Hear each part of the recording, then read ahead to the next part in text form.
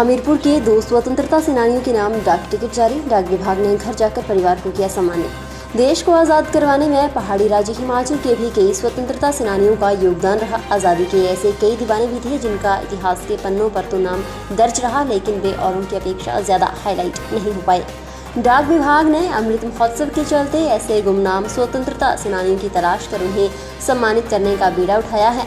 जिला हमीरपुर से भी ऐसे 2 स्वतंत्रता सेनानियों का जिक्र सामने आया है जिन्हें डाक विभाग की ओर से सम्मानित किया गया। इनमें एक नाम नादौन से महान कवि एवं प्रसिद्ध स्वतंत्रता सेनानी देवीदास गुलजार का है, जबकि दूसरा नाम बफड़ी के नरपत सिंह पटियाल का है। स्वतंत्रता सेनानी देवीदास गुलजार के नादौन स्थित घर में डाक विभाग द्वारा उनका फोटो युक्त मई स्टैंप और स्मृति चिन्ह गुलजार के पुत्र निष्पक्ष भारती को भेंट किया गया।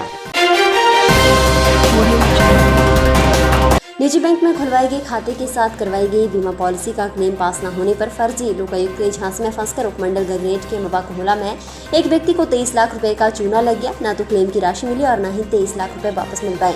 इस पर अब उक्त व्यक्ति ने न्यायालय के माध्यम से धोखाधड़ी का मामला दर्ज करवाया है और न्याय दिलाने की गुहार लगाई है।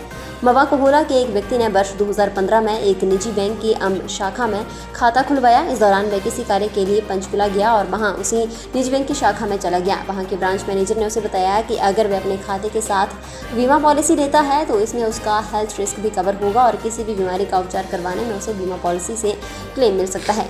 इसी बीच उक्त व्यक्ति बीमार हुआ तो उसने चंडीगढ़ से सेक्टर 32 के मेडिकल कॉलेज और अस्पताल में अपना उपचार करवाया। इसके बाद अब उसने निजी कॉलेज की शाखा में अपने उपचार के बिलों के साथ संपर्क किया तो उसे बताया गया कि उनकी शाखा सरकारी अस्पताल नहीं बल्कि निजी अस्पतालों की क्लेम ही सेट करती है।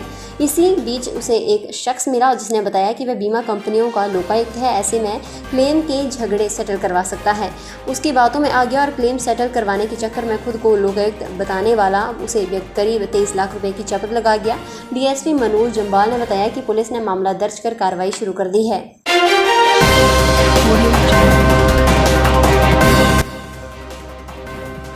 हिमाचल में बदला 9वीं से 12वीं कक्षाओं का परीक्षा पैटर्न। एनुअल की बजाय अब टर्म 1 और टर्म 2 परीक्षाएं।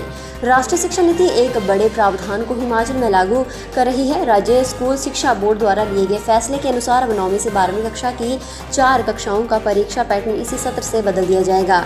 इन चारों कक्षाओं में 10वीं और 12वीं की 2 बोर्ड की कक्षाएं भी शामिल हैं। इन सभी कक्षाओं में अब एनुअल की बजाय परीक्षा के लिए टर्म सिस्टम होगा। राज्य में टर्म 1 की परीक्षा नवंबर 2021 में होगी और टर्म 2 की परीक्षा मार्च 2022 में होगी। हालांकि रिजल्ट आखिर में ही बनेगा, इसलिए बच्चों को पहले टर्म 1 की परफॉर्मेंस का पता नहीं चल पाएगा। दोनों टर्म के एग्जाम में आधा सिलेबस आएगा और इससे बच्चों पर प्रेशर कम होगा। इससे पहले राज्य स्कूल शिक्षा बोर्ड ने इस बारे में शिक्षा मंत्री गोविंद सिंह ठाकुर और शिक्षा सचिव राजीव शर्मा के सामने शिमला में प्रेजेंटेशन भी दी थी। इसके बाद सरकार ने मंजूरी मिली और अब शिक्षा बोर्ड ने इसी सत्र से इस प्रक्रिया को लागू कर दिया है।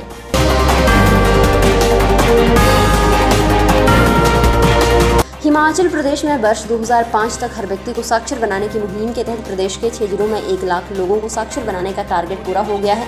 शिक्षा विभाग अब अन्य जिलों को भी इसमें जोड़ेगा। केंद्र सरकार द्वारा वित्त पोषित योजना पढ़ना लिखना अभियान प्रदेश के 6 जिलों में शुरू किया गया था। इसमें चंबा, किन्नौर, कुल्लू, लाहौल स्पीति, मंडी और सिरमौर जिला को अभियान में शामिल किया गया है। इसमें कहा गया है कि जिला में कितने लोगों को इस अभियान के दायरे में लाया जाएगा। प्रारंभिक शिक्षा विभाग द्वारा प्रौढ़ शिक्षा की तर्ज पर ही पढ़ना लिखना अभियान शुरू किया गया है। इसके लिए केंद्र सरकार ने 2.51 करोड़ का बजट मिला है। 90:10 के अनुपात में हिमाचल को ये बजट मिला है। 2.25 करोड़ केंद्र सरकार ने दिया है, वहीं 26 लाख रुपए प्रदेश सरकार का हिस्सा होगा। हिमाचल के लाहौल स्पीति जिले में प्रथम चरण के तहत पंचायत चुनाव शांतिपूर्ण तरीके से संपन्न हुए। पहले चरण में जिला की 29 पंचायतों के लिए चुनाव हुआ। इसमें लाहौल की 16 पंचायतों में प्रधान, उप प्रधान, वार्ड पंच, जिला परिषद और पंचायत समिति के लिए वोट डाले गए। स्पीति की 13 पंचायतों में सिर्फ जिला परिषद और पंचायत समिति के लिए मतदान हुआ। सुबह 7 बजे से लेकर दोपहर 3 बजे तक वोटिंग हुई।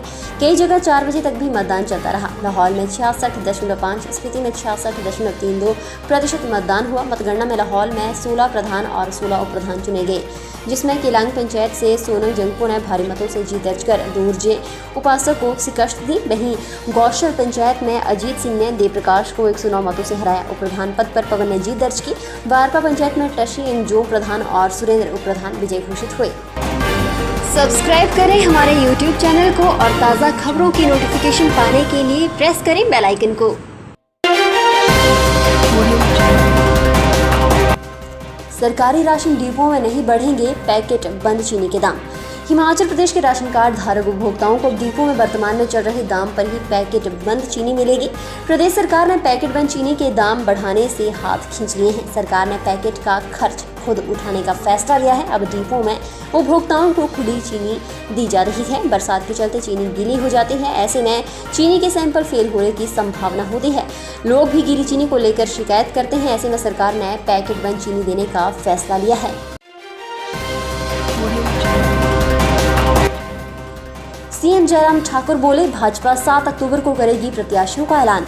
हिमाचल प्रदेश में उपचुनावों में उतरने वाले प्रत्याशियों को लेकर भाजपा नवरात्रों में अपने पत्ते खोलेगी। मुख्यमंत्री जयराम ठाकुर ने कहा कि भाजपा नामांकन की आखिरी तारीख से एक दिन पहले 7 अक्टूबर को प्रत्याशियों का ऐलान करेगी।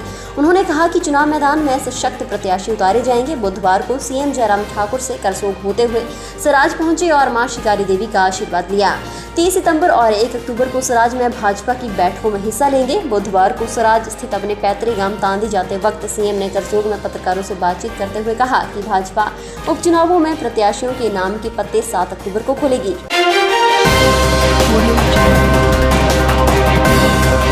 उपायुक्त ऊना राघव शर्मा की अध्यक्षता में पशु क्रूरता समिति की बैठक का आयोजन किया गया, जिसमें उपायुक्त ने सहायक निदेशक पशुपालन विभाग को निर्देश दिए कि 1 महीने के भीतर पशुओं की टैगिंग करवाना सुनिश्चित करें। उन्होंने कहा कि ऊना जिला में कुल 41 गौशालाएं हैं, जिसमें से 28 गौशालाओं का संचालन हो रहा है, जबकि 13 गौशालाएं बंद पड़ी हैं।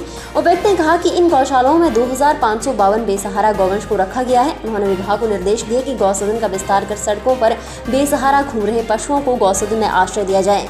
उन्होंने विभाग को निर्देश दिए कि सड़कों पर कोई पशु न हो, ये भी सुनिश्चित किया जाए। उपायुक्त ने गौसदनों का सफलतापूर्वक संचालन करने वालों की प्रशंसा की और प्रशासन की ओर से उन्हें हर संभव मदद देने का आश्वासन दिया।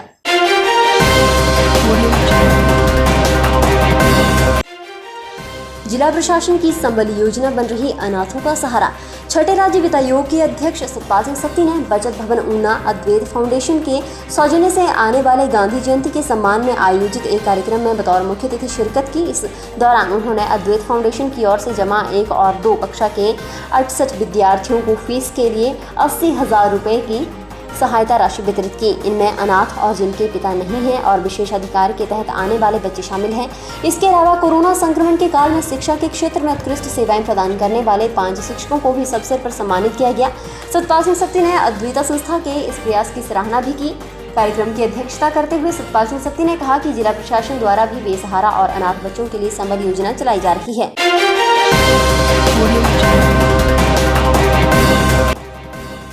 जिला कांगड़ा में कोविड के 51 नए मामले, 14 लोग हुए स्वस्थ। कांगड़ा जिला में अब कोविड के एक्टिव केस 532। कांगड़ा जिला में कोविड संक्रमण के 51 नए मामले सामने आए हैं और 14 लोग कोविड संक्रमित स्वस्थ भी हुए हैं, जबकि कोरोना के कारण 1 मृत्यु भी हुई है। ये जानकारी देते हुए उपायुक्त डॉक्टर निपुण जिंदल ने बताया कि कांगड़ा जिला में अब कोविड के एक्टिव केस 532 हैं। उपायुक्त ने कहा कि सरकार और जिला प्रशासन कोविड संक्रमण से निपटने के लिए पूरी तरह से सतर्क और सजग है। उन्होंने कहा कि खांसी, बुखार इत्यादि के लक्षण होने पर टेस्ट जरूर करवाएं। इसके लिए सभी सरकारी स्वास्थ्य केंद्रों में टेस्ट की सुविधा प्रदान की गई है।